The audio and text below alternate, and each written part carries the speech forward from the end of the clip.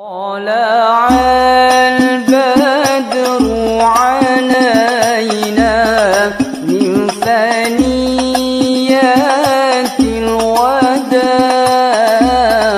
وجب الشكر علينا. Kewajiban secara individu untuk masing-masing kita saat membaca Al-Quran harus tartil. Tentu saja walaupun kemudian kalaulah kita membacanya belum tartil, mana panjang, mana pendek, mana ha, mana ain, mana hamzah, belum mampu mengucapkan dengan kalimat atau huruf yang tepat, belum mampu kita membedakan sehingga kita bacanya itu wayat tata'ta, maka tetap kita didudukkan sebagai hamba yang beribadah kepadanya. Tidak berdosa bagi kita ketika membacanya itu masih terbata-bata. Terbata-bata itu bahasa Jermannya itu brutal gradul. Tapi kalau saya ditanya brutal itu apa, gradul itu apa, juga susah jawabnya. Yang jelas mana panjang, mana pendek, mana ha, mana ain, mana hamzah, nggak mampu membedakan, itulah brutal gradul, itu terbata-bata. Kalaulah bacanya itu seperti itu, itu yang disebut dalam bahasa hadisnya wayat tata'ka falahu ajrun, tetap mendapatkan pahala, tidak akan berdosa. Tapi tentu saja ketika kita membacanya benar, membacanya tartil, membacanya sesuai dengan kaidah, sesuai dengan riwayat, maka Rasulullah katakan innallaha yuhibbu ayyuqra'al Qur'an kama unzil. Sungguhnya Allah senantiasa mencintai hambanya ketika hamba itu membaca Al-Quran dengan bacaan sebagaimana ayat itu diturunkan, membacanya itu tartil, maka Allah sangat mencintai. Ketika bacanya kita tidak tartil, Allah cinta juga, tapi tidak pakai sangat. Itu yang membedakan. Makanya kemudian ikhtiar kita untuk mendapatkan bacaan yang benar, bacaan yang tartil, itu yang kemudian disebut tahsin. Nah, program kita ini tahsin tilawah Al-Quran itu sebagai upaya memenuhkan apa yang Allah perintahkan itu. Tentu saja masih ada yang bertanya, Ustaz, tidak capek apa ya ngajarin baca Quran? Sudah baca Al-Quran masih berkutat soal memperbaiki bacaan aja, kenapa enggak masuk ke lebih dalam lagi? Itemnya sebenarnya dalam interaksi dengan Al-Quran itu ada 5. Yang pertama, mempelajari bacanya. Yang kedua, memperbaiki bacanya. Yang ketiga, menghafalkannya. Yang keempat, memahami isinya. Kemudian mengamalkan dan mendakwahkannya. 5 poin inilah yang kemudian interaksi dengan Al-Quran yang benar itu seperti itu. Tapi kemudian semuanya perlu program, perlu langkah. Pengajaran baca perlu panduan bahan ajar, perlu pengelolaan seperti TPA, seperti rumah tahfidz, seperti kemudian ada pengajian baca Al-Quran untuk remaja dan orang tua. Ini semuanya adalah diperlukan panduan bahan ajar, diperlukan pengelolaan. Kemudian yang kedua, program tahfidz juga seperti itu. Perlu panduan bahan ajar, perlu silabi, perlu pengelolaan yang bagus. Begitu pula langkah berikutnya, program tahfidz yang kita masih ingat saat itu ada program di Istiqlal yang kemudian dikembangkan metode menterjemahkan Al-Quran 40 jam. Untuk motivasi awal, panduannya ada. Tapi kalau pengelolaannya itu, manajemennya itu belum jalan dengan baik, di awal semangat, pengurus yayasannya, pengurus masjidnya, semua yang terlibat dalam kepengurusan masjid atau yayasan itu semuanya ikut. Tapi begitu masuk minggu ketiga, minggu keempat, minggu kelima itu mulai satu persatu absen. Ujungnya tinggal gurunya satu sama ketua takmir masjidnya saja, selebihnya nggak ikut lagi, hilang. Ini menunjukkan bahwa panduannya sudah bagus, motivasinya sudah bagus, tapi kemudian pengelolaannya yang tidak jalan. Akhirnya seluruh Indonesia buyar itu. Halo, masih nyambung ini? Baik. Nah, ini konteks hari ini kita masih poin yang kedua ya. Pengajaran baca, alhamdulillah kita sudah bisa baca. Kemudian kemudian ada program tahsin dalam rangka perbaikan bacaan. Kita kenali satu materi yang di telinga kita ada asing. Tapi hari ini coba kita sosialisasikan. Kalau istilah maktobi'i, idhar, kemudian idhar halki, idhar syafawi itu sudah akrab di telinga kita dan langsung kebayang oleh kita. Tapi ada satu istilah yang secara umum kita ketika belajar di masjid, musola, di madrasah, bahkan di pondok belum pernah mengenal istilah ini, yaitu tentang an-nabru. Nabr. Istilah nabr ini adalah istilah baru yang kemudian banyak mensosialisasikan itu adalah Dr. Eman Sweig tahun 2014. Itu kemudian menjadi viral. Tapi sebenarnya secara praktek itu sudah sejak zaman Nabi sampai kemudian terus berjalannya waktu sudah terpraktekkan. Cuman istilah namanya saja. Seperti istilah itu kata yang kita kenali seperti maktobi'i, kemudian idhar halki, idhar syafawi, itu adalah istilah. Tapi yang harus kita pahami adalah istilah ini adalah bentuk penelitian yang sangat panjang yang kemudian disimpulkan dengan kalimat itu, bahwa Nabi itu kalau membaca setiap ada nun mati ketemu ain mesti jelas. Istilah jelas itulah yang kemudian diabadikan dengan istilah idhar. Sehingga kalimat itu disebutkan itu berdasarkan penelitian yang itu berdasarkan riwayat. Maka istilahnya kalau belajar tajwid itu ada istilah bersanad, itu karena mempelajari tentang istilah-istilah itu adalah hasil penelitian yang itu nyampe kepada Nabi, gitu. Jadi nabr ini yang baru kenal di antara kita ya, istilah itu baru 1-2 saja, belum semua kita. Walaupun prakteknya nanti insya Allah kita selama ini seperti itu.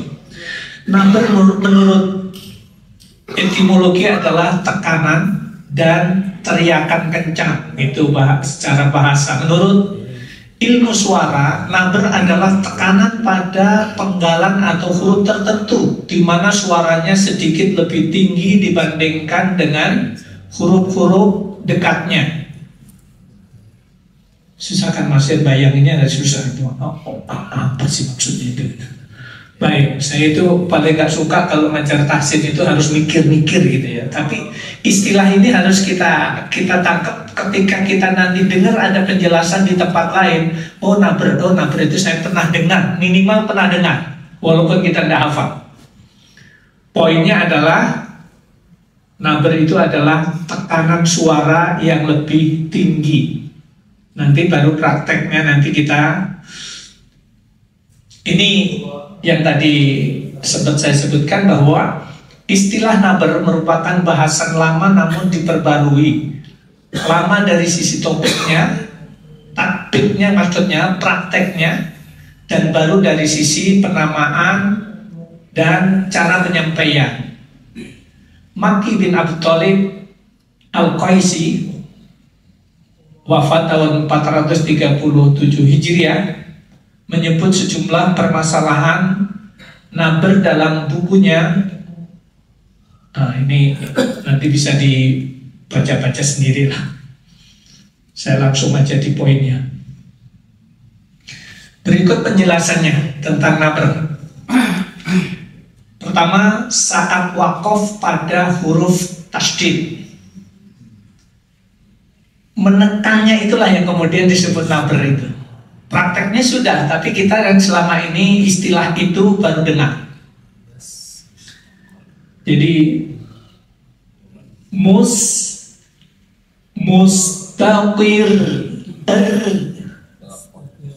mustaqir. Coba kita bersama ya. 1, 2, 3. Mustaqir. Lagi. Mustaqir. Jadi kalau mustaqir itu satu. Tapi kalau tekan mustaqir, jadi R-nya itu double, memanjang. Mustaqir. 1, 2, 3. Mustaqir. Di sini mustaqarru, ya. Berarti di situ tamkhim. Mustaqor. 1, 2, 3. Mustaqor. Wabatha. Wabassa. Wabassa. Wabassa. Kalau diwakafkan jadi wabath. 1, 2, 3. Wabath. Memanjang, fanya dimatikan. Wabath. 1, 2, 3. Wabath. Al-hayyu. Al-hayyu. Dimatikan jadi al-hayy. Al-hayy. Hayy. Jadi kita tekan, memanjang, itu namanya naber. Dikarenakan wakaf hanya terjadi pada satu huruf. Jadi kalau wakaf itu huruf yang mati itu hanya satu. Tapi kalau double 2 itu yang kemudian disebut naber. Kecuali pada beberapa hal berikut. Ini fontnya berubah nih, karena bukan. Baik, saya lanjutkan aja. Kedua, ketika melafalkan waw dan ya yang bertasydid.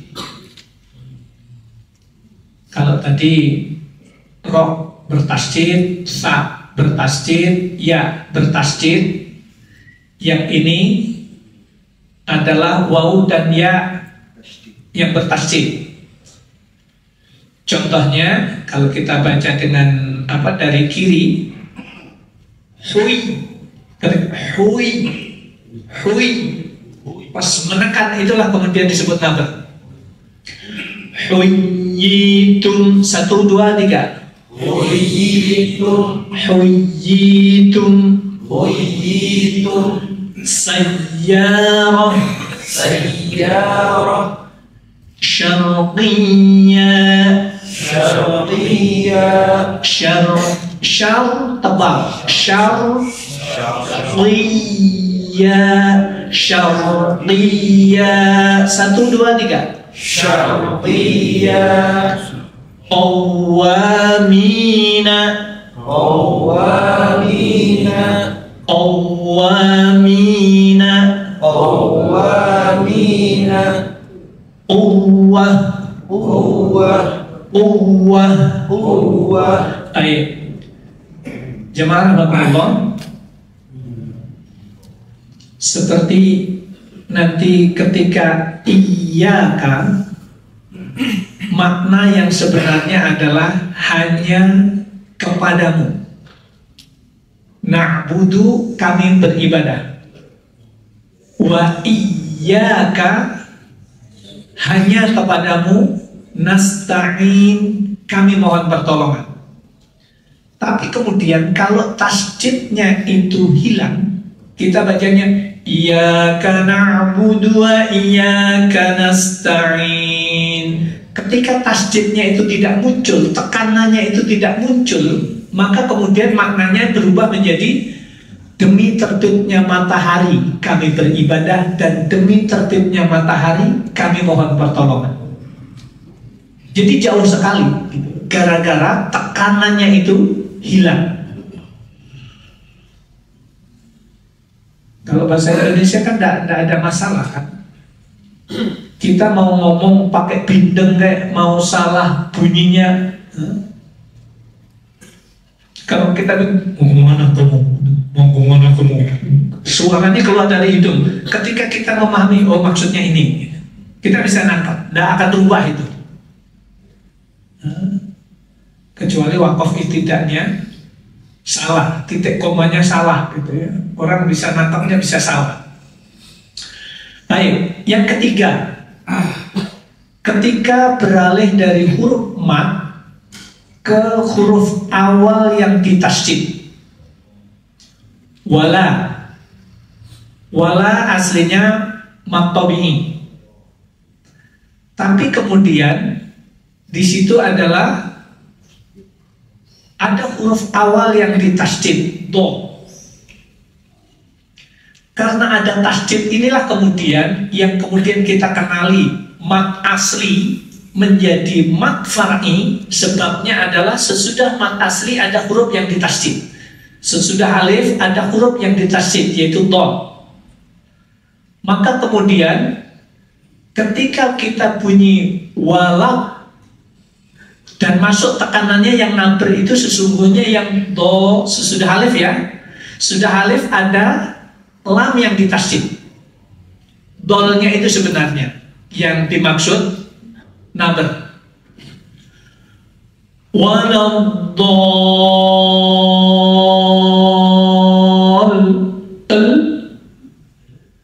Dol memasukkan itu yang kemudian disebut naber. Tapi ingat-ingat, do tebal apa tipis? Halo, tebal apa tipis? Tebal apa tipis? Tipis. Ini sudah jadi bahasan kita yang di awal ya, tentang tahsin surat Al-Fatihah di awal-awal pertemuan kita, bahwa do panjang 6. Ketika al tekan, menekan itulah kemudian disebut naber. Tapi ingat-ingat, al-nya tidak boleh tebal karena al-nya itu tipis. Nanti kalau coba sekali waktu iseng gitu ya, tapi bukan untuk nyalain imam ya. Pas sholat coba kita rekam handphone kita hidupkan sampai selesai. Bagaimana ketika imam itu membaca do, waladhdallin, ketika itu menjadi tebal berarti itu salah. Tasydidnya sudah benar, masuknya itu sudah benar. Yang benar adalah waladhdallin, dallin.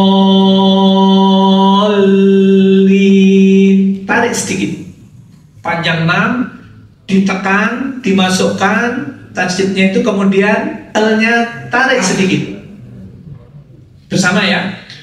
1, 2, 3. Waladhdallin.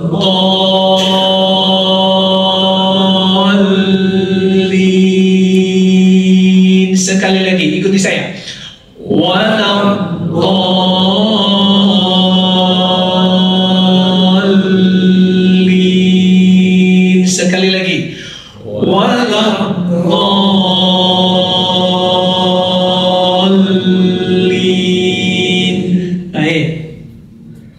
Berikutnya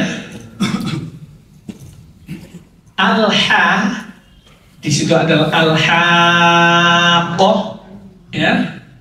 Ha panjang 6. Kedudukan mat lazim ya. Walaupun sebenarnya kalau kita telaah tentang ini mat lazim. Mat lazim itu pasti ada tekanan. Untuk yang bertasydid itu pasti ada tekanan. Tekanannya itulah yang kemudian dikenal dengan istilah naber. Al-haq. Ini beda ya. Kalau dol, tarik ke belakang karena L-nya tipis. Huruf tarqiq. Kalau yang ini kebalikannya, qaf hurufnya tebal, maka ketika masuk ha tipis. Al-haq, pas itu baru tebal. Al-haq. Oh, 1, 2, 3.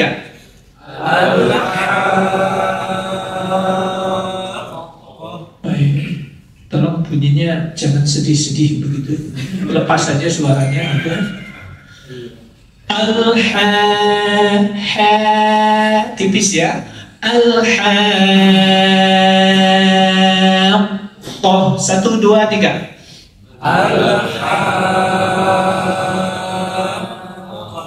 Sekali lagi. Al-haq. Lagi. Al-haq.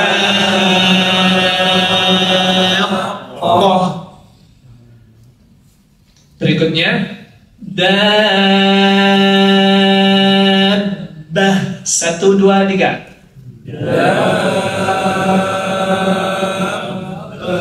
Tekan. Dabbah.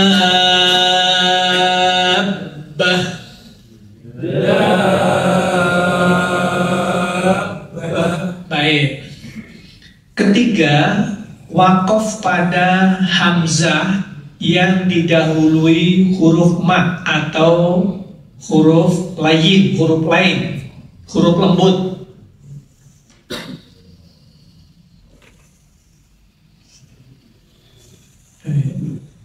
Yang menikmati tidurnya tidak usah dibangun. Tadi pembawa acara dimohon untuk tidak tidur, justru ngantuk itu adalah nikmat yang perlu disyukuri. Syukur itu dengan itu lepas beneran 15 menit, 10 menit tidur seperti itu nanti masuk kantor fresh itu. Insya Allah pahalanya sama, ilmunya yang tidak sama nanti keluar dari sini. Yang membedakan itu aja. Baik. Jadi sekali lagi, ketika wakaf pada hamzah yang didahului huruf mat atau huruf lain, syai'in, waji'a, su'a, as-sama'i,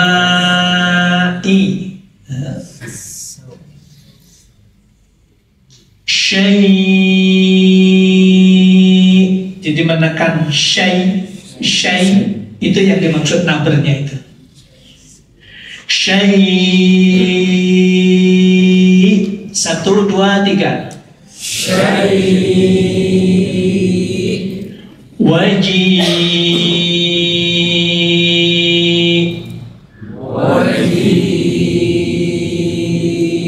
Nah, tapi hamzahnya jangan pakai aliran kebatinan ya. Maksudnya jangan dibatin. Syai'. Nggak bunyi e-nya gitu. Harus jelas, e-nya itu harus jelas. Syai'. 1, 2, 3. Syai'. Waji'. Waji'.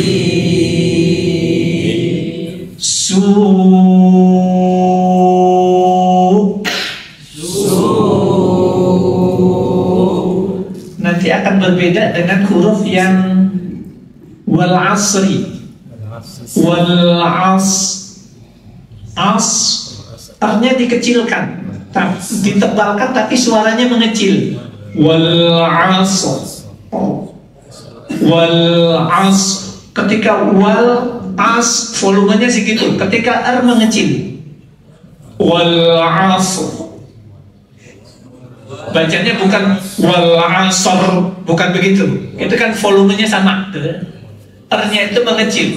Tapi kalau naber itu meninggi. Seperti tadi, syai'-nya itu nampak. Volumenya lebih tinggi sedikit dibanding sebelumnya. Itu yang dimaksud naber. dalam poin yang keempat ini. Sekali lagi ya.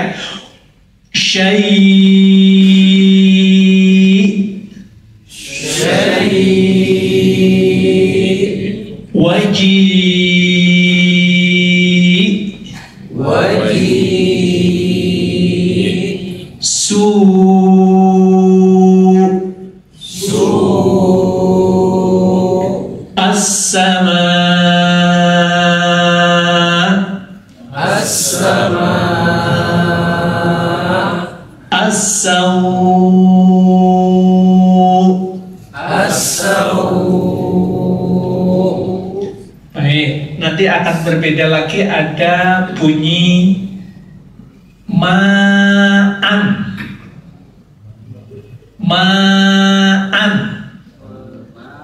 nisaan.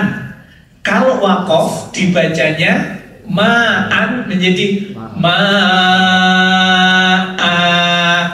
Kenapa? Karena tanwinnya itu dua harokat itu, harokat yang satu tanwinnya itu aslinya adalah alif sesudahnya. Ma'a aslinya begitu. Tapi dalam konteks penulisan mushaf Al-Quran yang kita sebut dengan Rasm Utsmani itu ada kaidah al-hadfu. Alifnya dibuang. Karena alifnya dibuang, maka kemudian untuk menandakan di situ ada alif dibuang yang semula ma'a, kemudian ditulis menjadi ma'an, alifnya dibuang. Makanya kalau kita baca tidak boleh nggak boleh, karena akan berbeda. Kalau tanwin menandakan itu cara wakafnya adalah harus dibaca panjang. Nisa. Nanti akan kita bahas sendiri tentang cara mewakafkan bacaan, cara berhenti dalam bentuk bacaan yang masing-masing kalimat berbeda. Baik.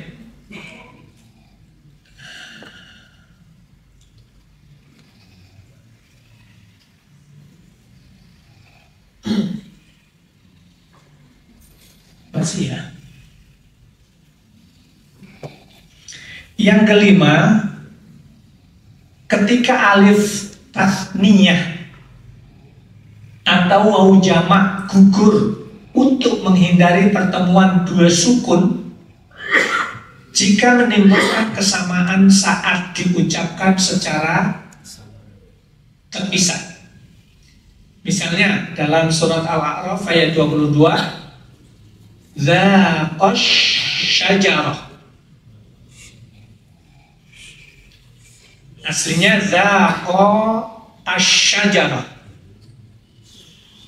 Tapi karena di situ ada hamzah wasol, maka hamzah wasolnya tidak boleh dibaca. Maka cara bacanya adalah zaqash. Ketika menekan itulah kemudian disebut naber. Jadi istilah ini sekali lagi di telinga kita adalah kalimat yang baru, yang selama ini tidak kita dapatkan di buku tajwid. Bahkan buku panduan tahsin yang saya tulis yang 428 halaman, saya tidak membahas sama sekali tentang naber ini. Kenapa? Karena sebenarnya dalam konteks praktek itu sudah otomatis ketika mad lazim, contoh yang tadi walau do, baca panjang 6, kemudian ditekan, kemudian dilepas. Teori itu sudah sebenarnya sudah menjelaskan tentang cara baca itu, cuman tidak disebut itu naber karena istilah itu baru. Karena yang sekarang itu sudah berkembang dan populer, maka kemudian kita perlu kenali itu. Jangan apaan sih naber apaan sih? Aneh banget sih, tajwid itu nggak ada. Iya, makanya kemudian istilah itu harus kita kenali. Baik.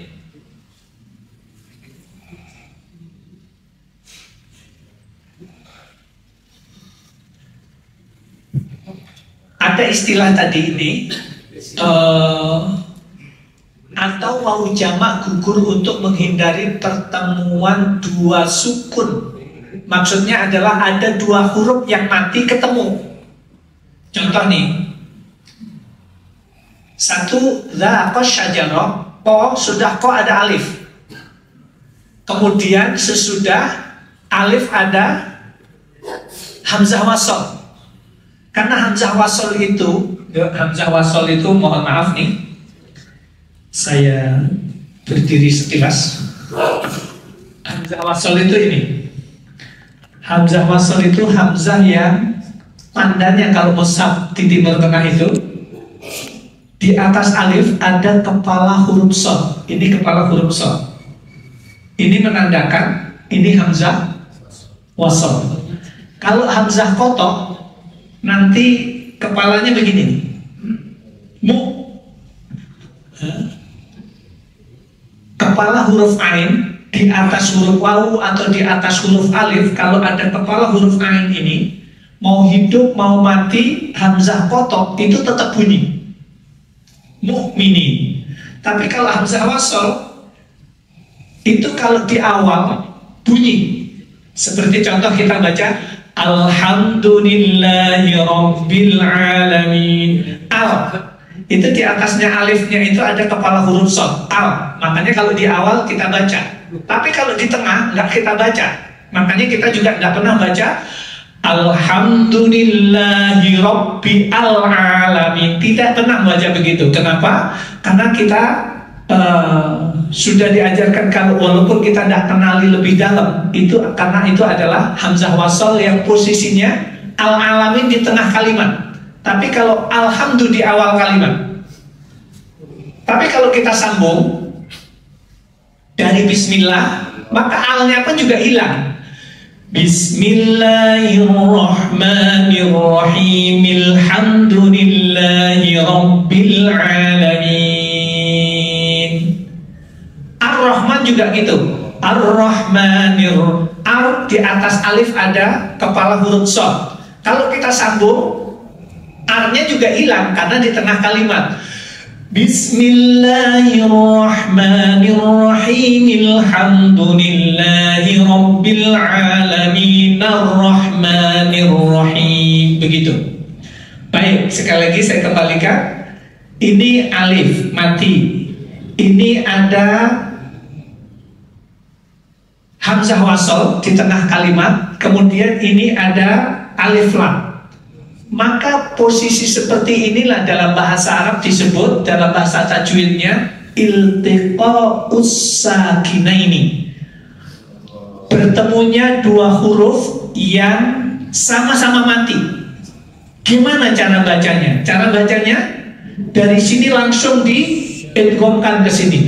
Diidghamkan itulah yang kemudian disebut istilah nabr. Dzaqasyajarah, tekanan itulah yang kemudian disebut nabr. Kita baca bersama ya. Dzaqasyajarah. 1, 2, 3. Dzaqasyajarah. Ini hu, hidup. Hamzahnya mati. Lamnya mati. Alif ketemu lam.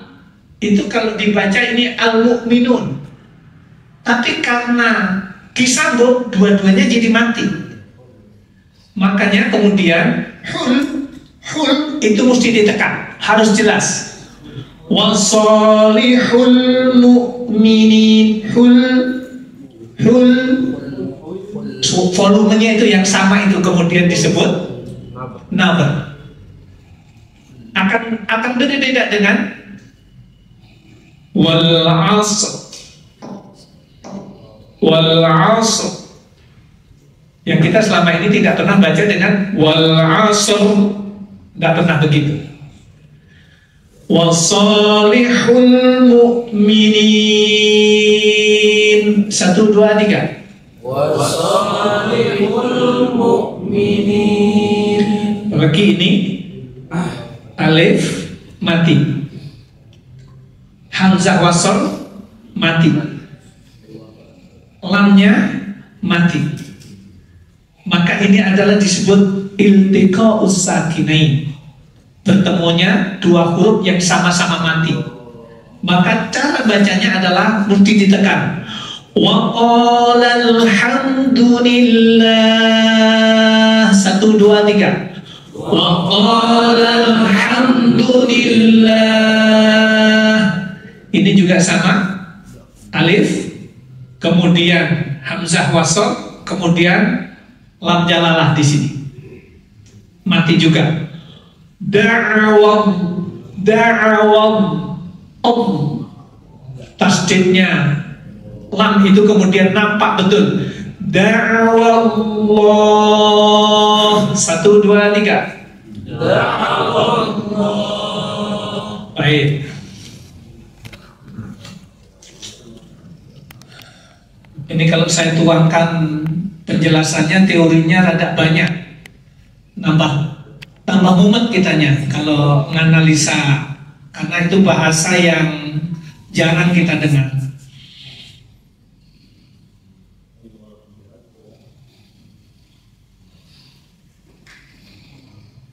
Baik, alhamdulillah ini sudah habis. Tentang naber itu hanya itu. Jadi kalau satu saat Bapak, Ibu, Saudara semuanya kalau mendengar istilah naber, itu yang dimaksud. Menekan dan bunyinya lebih tinggi, meninggi. Makanya jangan sampai nanti ketika baca waladhdallin itu rada kita kecilkan ketika bunyi L-nya. Waladhdallin, dikecil gitu ya, ditekan lebih meninggi sedikit, tapi kita harus tahu bahwa itu tetap dibaca dengan tipis. Waladhdallin, gitu. Baik, barangkali ada yang bertanya. Ini materi yang susah ditanyakan masalahnya juga. Mau nanya apa juga dengar baru gitu ya. Baik, mudah-mudahan ini jadi tambahan wawasan. Selama ini saya yakin Bapak dan Ibu semuanya, saudara-saudari semuanya sudah mempraktekkan sebenarnya. Kita hanya ingin mengenalkan istilah yang baru, yang kemudian memang itu asing di telinga kita. Dengan tambahan wawasan ini juga jangan sampai kita itu mudah menyalahkan orang karena ketidaktahuan kita. Nanti insya Allah pertemuan berikutnya saya ingin mensosialisasikan tentang Mushaful Ummah yang hari ini tahun lalu saya yang diundang ke Turki untuk pertemuan 38 negara ulama-ulama Qur'an sedunia di Istanbul, Turki, di launching tentang Mushaful Ummah. Saya ditunjuk untuk jadi koordinator sosialisasi Mushaful Ummah untuk di negara Indonesia. Kemudian hari ini ada pertemuan lagi, tapi yang berangkat ke sana yang lainnya, Dr. Mukhlis Hanafi dan juga Pak Kiai Ahsin Sahu Muhammad sebagai Ketua Lajnah Pentasih Al-Quran yang megang pintu. Boleh enggak itu Quran seperti ini disebarkan di Indonesia? Yang megang kuncinya untuk aturan di Indonesia itu adalah Lajnah Pentasih Al-Quran. Hanya hari ini sedang pertemuan berlangsung di Ankara, Turki. Insya Allah selebihnya nanti pertemuan kami akan sosialisasikan di sini. Lagi-lagi juga sebagai bentuk tambahan ilmu, tambahan wawasan untuk kita, agar kita tidak mudah menyalahkan orang dengan informasi yang kita dapat, gitu. Karena 8 tahun yang lalu ya, saya siaran 2 kali di TV itu menjelaskan tentang keributan yang terjadi di masyarakat karena begitu ada orang saudara kita Muslim memviralkan satu mushaf. Beliau menyebutkan, saudara-saudara semuanya, ini telah masuk mushaf yang akan memecah belah umat yang selama ini kita dengar beritanya produk dari Israel sekarang sudah masuk di Indonesia. Ini mushafnya, ini yang akan merusak kepada kesatuan dan persatuan umat Islam di Indonesia. Maka hati-hati kalau ketemu mushaf seperti ini. Yang sebenarnya mushaf itu benar, karena ilmunya yang mengomentari, yang membuat video pendek ini tidak tahu ilmu tentang itu, maka kemudian taunya itu salah, itu produk Israel. Sementara itu benar itu. Kitanya ilmunya yang belum nyampe gitu. Jadi begitu, insya Allah nanti kita akan berikan. Sebab 2 kali saya menyampaikan pun ternyata juga tidak semuanya tetap nangkap. Akhirnya saya harus jalan-jalan lagi ke Maroko, kemudian kita dapatkan mushafnya itu. Alhamdulillah ketika di Istanbul itu kita dapatkan 20-20-nya. Jadi 20 riwayat dengan 3 bentuk tulisan. 1 khot maghribah, ini yang kemudian dikomentari miring oleh netizen tadi itu. Dan semuanya sepakat bahwa itu adalah Quran sesat dan menyesatkan, sementara itu benar. Cirinya adalah, nanti insya Allah biar ada penasaran dikit kita. Itu slide-nya sudah kita kumpulkan. Nanti cara bacanya seperti apa, semuanya kita akan tampilkan dan bisa dimiliki oleh semuanya. Kalau Qurannya belum, karena yang punya Quran baru 3 orang di Indonesia. Qurannya itu Pak Kiai Asin Sahu Muhammad, kemudian Dr. Mukhlis Hanafi, kemudian saya. Karena dikirim dari Turki dan saat itu yang sekarang sedang program itu sedang berjalan proyeknya. Jadi nanti kalau saya ngasih Quran sampean itu bukan 1 mushaf, 20 mushaf langsung begitu. Riwayat Hafaz, riwayat Qolo, riwayat Al-Kisai, riwayat Ad-Duri, itu satu apa? Kalau memberi itu tidak boleh 1, harus 20 gitu. Kapannya itu baginya saya nggak tahu. Kita tunggu aja yang dari Turki. Terima kasih, jazakallah khair atas perhatian semuanya. Subhanakallahumma bihamdika, asyhadu an la ilaha illa anta, astaghfiruka wa atubu ilaik. Assalamualaikum warahmatullahi wabarakatuh. Waalaikumsalam.